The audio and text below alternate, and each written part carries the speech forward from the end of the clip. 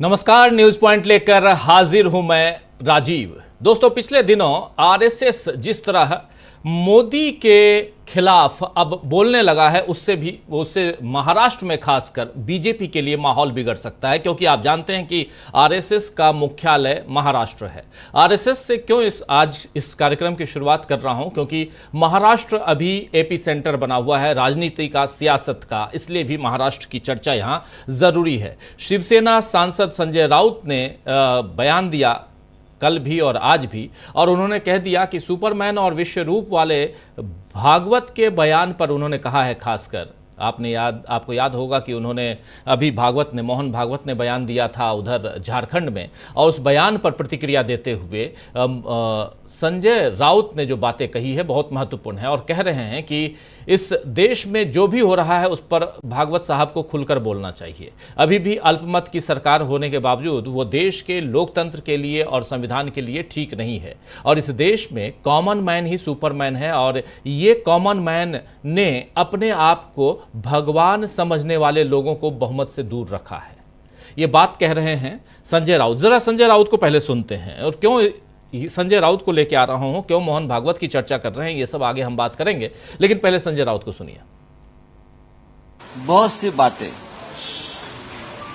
बहुत ही बेबाकी से बोल रहे हैं।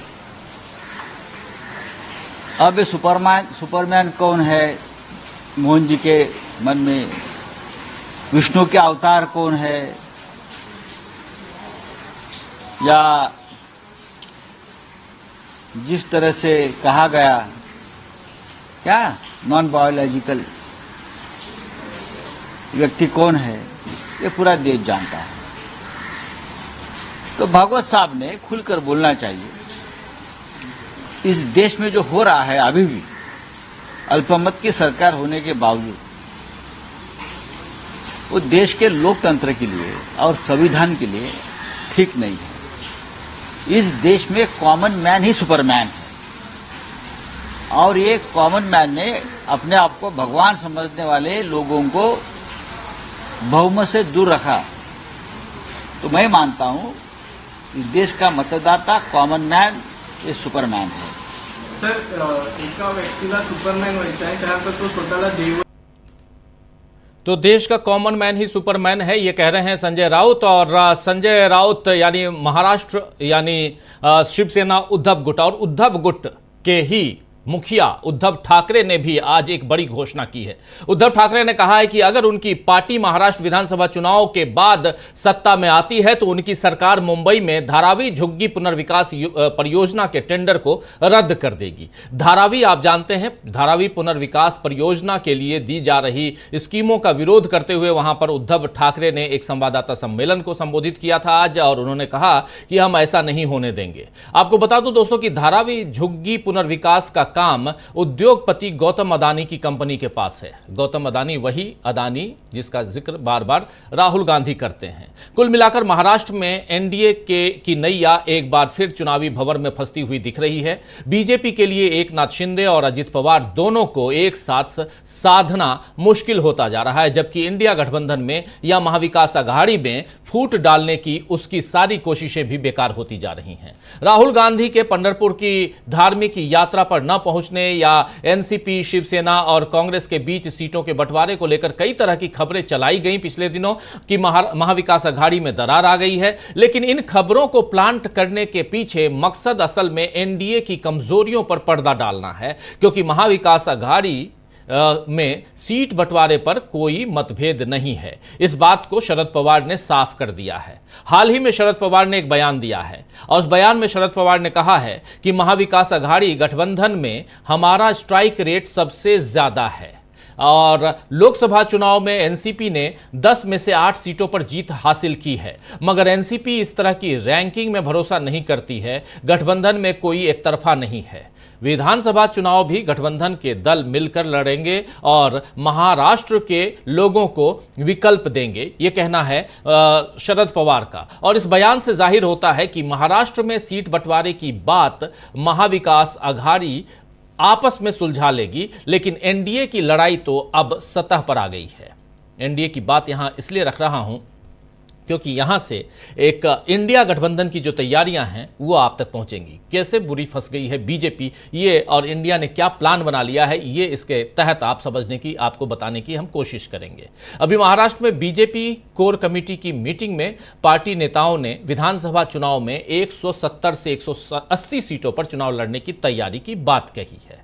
आप जानते हैं कि महाराष्ट्र विधानसभा में 288 सीटें हैं, उसमें से अगर 170-180 सीटें बीजेपी लड़ ले तो फिर दूसरे गुट का क्या होगा। एकनाथ शिंदे भी कम से कम 100 सीटों पर लड़ना चाहते हैं और अजित पवार गुट भी कम से कम इतने ही सीटों पर लड़ना चाहते हैं। और इतना ही नहीं, बल्कि शिंदे ने बीजेपी पर दबाव बनाने के लिए 100 विधानसभा क्षेत्रों में 110 ऑब्जर्वर भी तैनात कर दिए हैं। अजित पवार 70 से 80 सीटों पर लड़ने की तैयारी कर रहे हैं, ऐलान कर चुके हैं।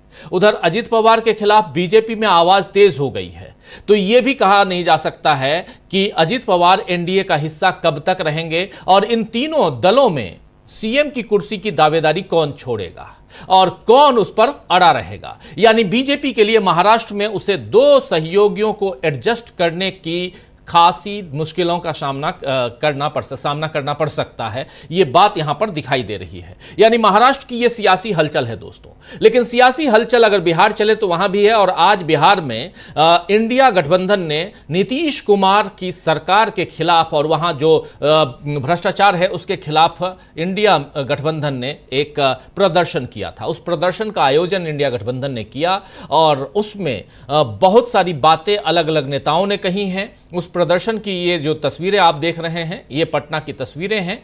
अखिलेश प्रसाद ने क्या कुछ कहा है, कांग्रेस के अध्यक्ष हैं, आप जानते हैं बिहार के, उन्होंने क्या कुछ कहा है जरा ये सुन लेते हैं। बिहार की चर्चा और उधर उत्तर प्रदेश भी चलेंगे और इन सबको लेके आगे बढ़ेंगे और इस चर्चा को आगे बढ़ाएंगे। पहले सुनिए अखिलेश प्रसाद को। आज पूरा महागठबंधन इस देश में और खास करके विशेष करके बिहार में जिस तरह का लॉ एंड ऑर्डर का सिचुएशन बना है उसके खिलाफ हम लोग प्रतिरोध मार्च निकाल रहे हैं।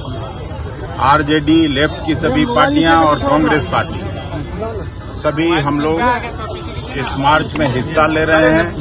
और आप देख रहे हैं बड़ी संख्या में कांग्रेस के आम कार्यकर्ता से लेकर नेता सभी लोग इसके प्रति अपना आक्रोश और प्रतिरोध व्यक्त करने के लिए सड़क पर आए हुए हैं। सीएम नीतीश कुमार कल बैठक किए थे लॉ एंड ऑर्डर को लेकर, जिस तरीके से आज आप लोग प्रतिरोध मार्च कर रहे हैं और कल मुख्यमंत्री नहीं, देखिए सीएम सब लोग पूरे देश की जनता जान चुकी है कि सीएम के हाथ में अब कुछ नहीं रह गया। जिस तरह की स्थिति में वो पहुंच गए हैं, 4-5 लोग प्रॉक्सी से इस राज्य को चलाना चाहते हैं और इस पे विराम लगना चाहिए।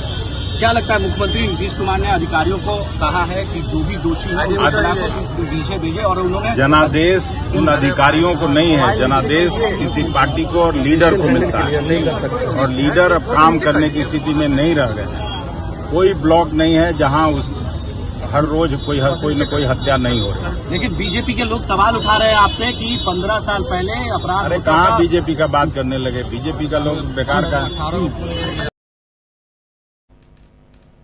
तो सुन रहे थे आप, ये बिहार की तस्वीरें आप देख रहे हैं। आज दिन की तस्वीर है और आज बिहार में इंडिया गठबंधन ने प्रोटेस्ट किया नीतीश सरकार के खिलाफ, उनके लॉ एंड ऑर्डर के खिलाफ ये प्रदर्शन है। और पिछले दिनों आपने देखा कि बिहार ने एक और रिकॉर्ड बनाया, सबसे ज्यादा पुलों के गिरने का, पुल, जी हां ब्रिज, उसके गिरने का एक रिकॉर्ड आपने देख लिया बिहार में। अब तो आज ही एक खबर आई कि चीन में भी एक पुल गिरा है और लोग पूछ रहे हैं कि क्या बिहार के इंजीनियरों ने बनाया था या हिंदुस्तान के इंजीनियरों ने बनाया था, जो चीन में भी अब गिरने लगे पुल।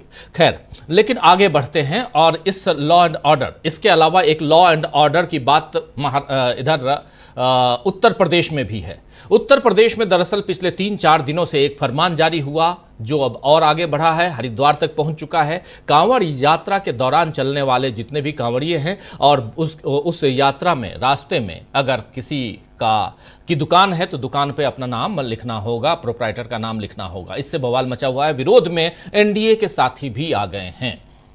जी हां, एनडीए के साथी इंडिया नहीं, एनडीए के साथ ही, इंडिया तो है ही, विरोध प्रदर्शन कर रहा है। और इस पर हम लोग लगातार चर्चा कर रहे हैं, कई बातें हम लोग कर चुके हैं, आप लोग भी सुन चुके हैं, जान रहे हैं कि क्या कुछ चल रहा है। तो चाहे बिहार हो, चाहे उत्तर प्रदेश हो, चाहे महाराष्ट्र हो, ये तीन ऐसे राज्य हैं और तीनों राज्य बहुत ही महत्वपूर्ण राज्य हैं। और सबसे बड़ी चीज़ है कि महाराष्ट्र में अभी चुनाव होना है अगले 3 महीने 4 महीने में, उसके बाद बिहार में अगले साल चुनाव होना है और 2 साल बाद 2.5 साल बाद उत्तर प्रदेश में भी चुनाव होना है। और उत्तर प्रदेश में वहाँ के मुखिया कब बदले जाएंगे, इस पर चर्चा लगातार चल रही है। इन सब के बीच बीजेपी कैसे बुरी फंसी हुई है। और सबसे बड़ी बात कि परसों से यानी सोमवार से बजट सत्र शुरू हो रहा है और बजट सत्र से पहले इंडिया गठबंधन पूरी तैयारी में है।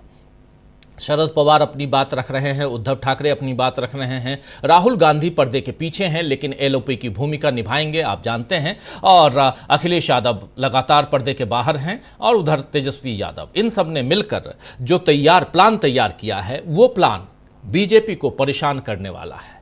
आइए उन्हीं प्लान्स और उन्हीं तैयारियों की चर्चा हम करते हैं और इन सब के बीच जो घटनाक्रम है उस पर भी ध्यान आपको आकर्षित कराना जरूरी है। और उसमें एक सबसे बड़ी बात कि यूपीएससी के चेयरमैन, उन्होंने इस्तीफा दे दिया, उनको 2029 तक रहना था, मनोज सोनी। और 2029 नहीं बल्कि 2024 में 5 साल पहले उन्होंने इस्तीफा क्यों दे दिया, इसकी चर्चा भी। और क्या इसके तार राजनीति से जुड़े हुए हैं, नरेंद्र मोदी से जुड़े हुए हैं या किसी भ्रष्टाचार या घोटाले से जुड़े हुए हैं, ये सब कुछ भी है। और इन सबको एक साथ आप समेटिए तो बुरी फंसी बीजेपी। चलिए चर्चा की शुरुआत करते हैं। हमारे साथ कुछ वरिष्ठ साथी जुड़े हुए